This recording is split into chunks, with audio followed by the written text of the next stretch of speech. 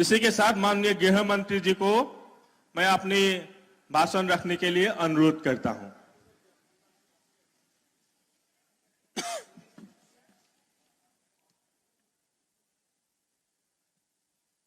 मेरे साथ बोलिए, भारत माता की।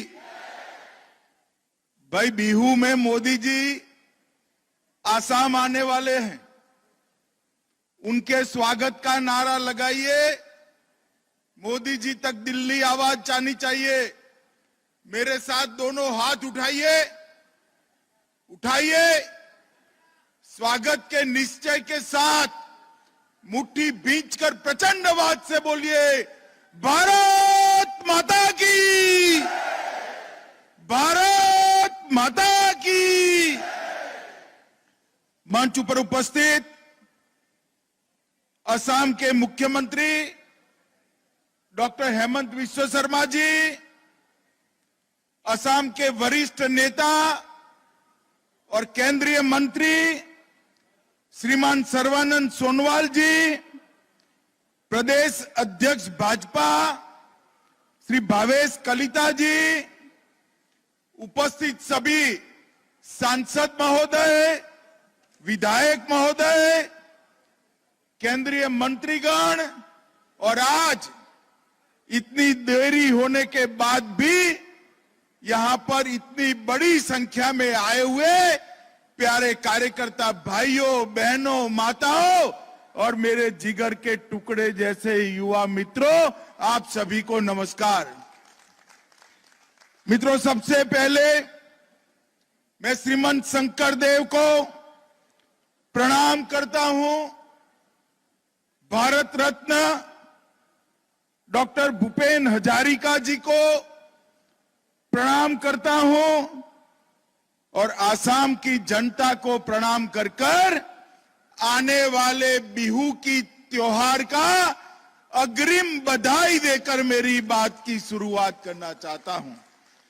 मित्रों, आज यहां पर डिब्रूगढ़ क्षेत्रीय कार्यालय का शिलान्यास हुआ है।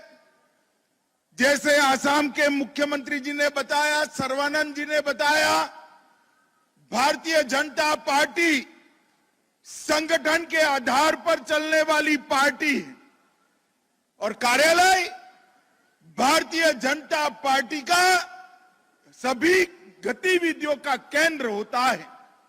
आज इस क्षेत्रीय कार्यालय से 6 लोकसभा क्षेत्र के, डिब्रूगढ़ क्षेत्र के सभी कार्यकर्ताओं के काम का आयोजन यहां से बहुत अच्छे तरीके से हो सकेगा।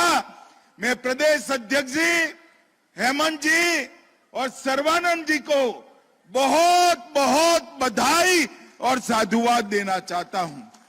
मित्रों, मुझे अरुणाचल से वेदर के प्रॉब्लम के कारण आने में बड़ी देर हो गई। इतनी देर से आप लोग बैठे हैं, इसलिए मैं आपसे क्षमा प्रार्थना करता हूं।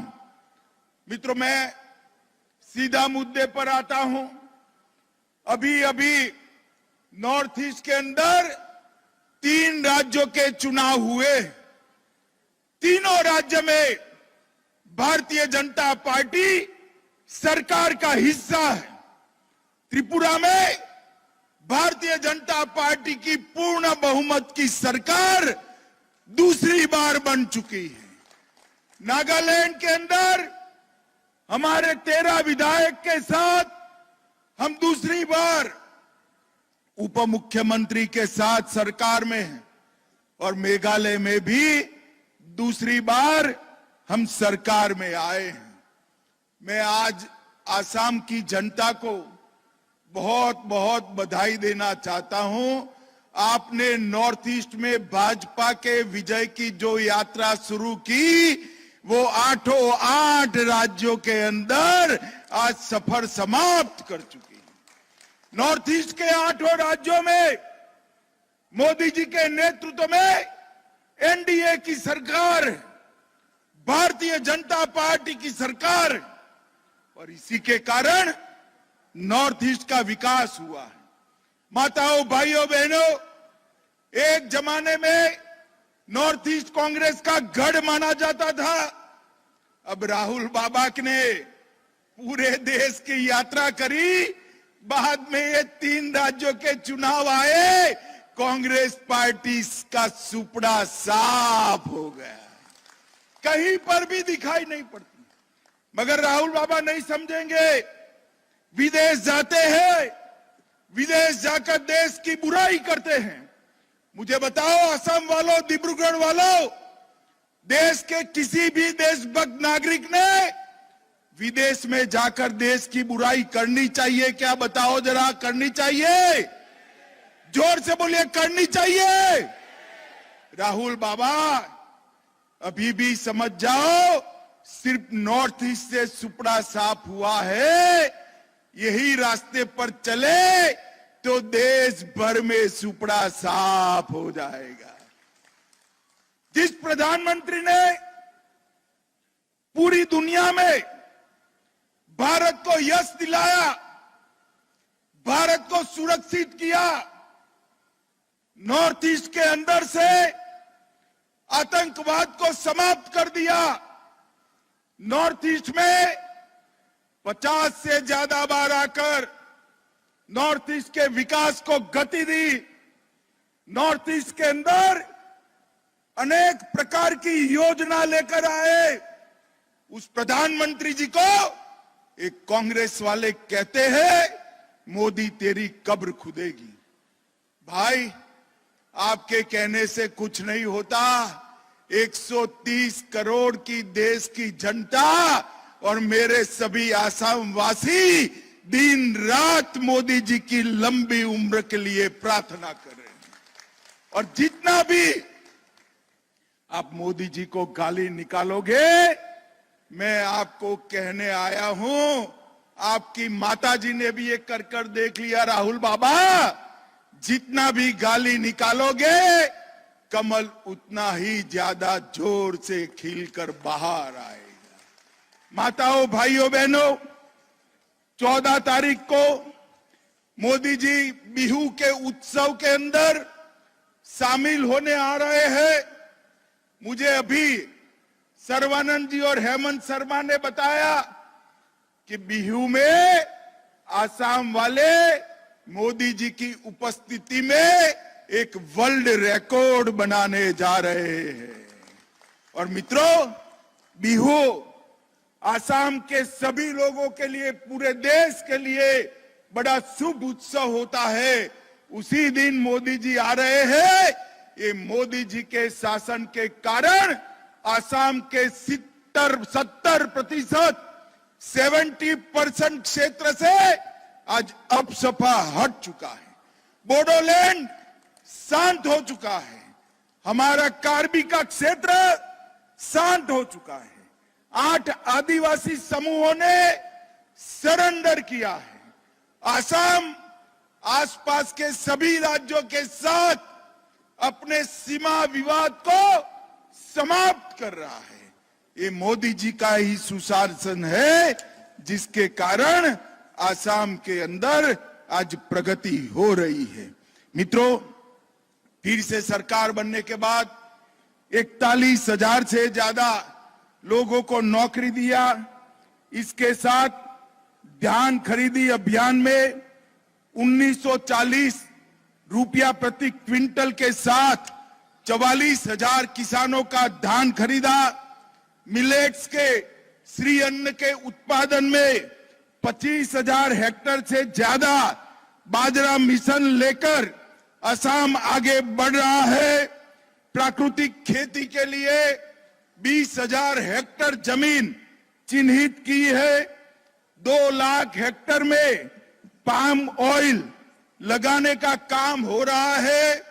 12 लाख परिवारों को हथकरघा दिया है।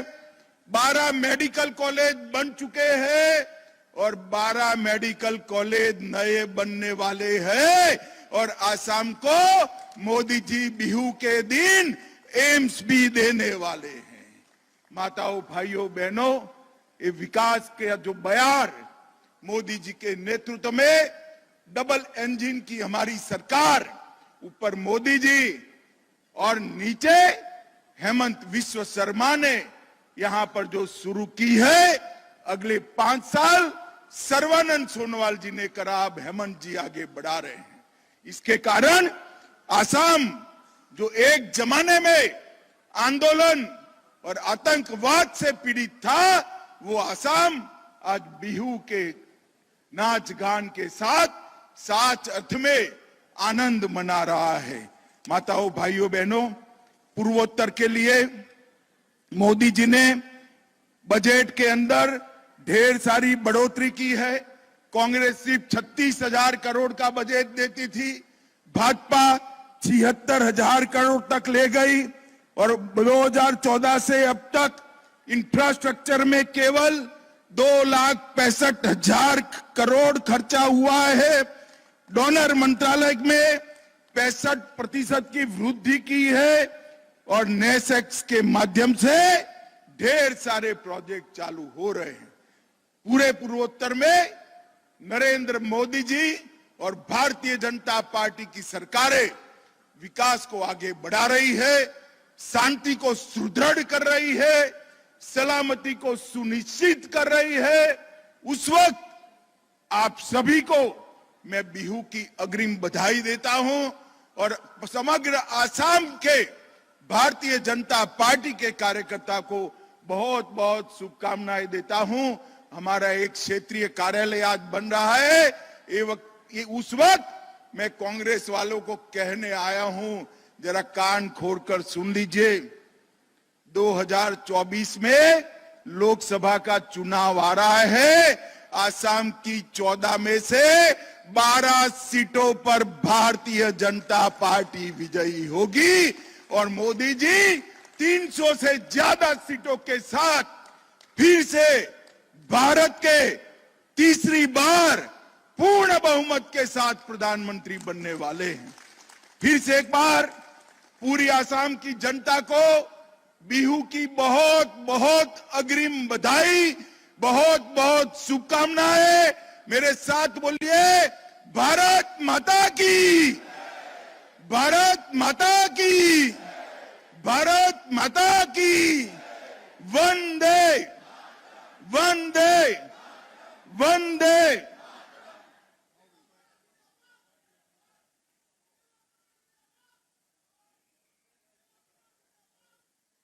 माननीय केंद्रीय गृहमंत्री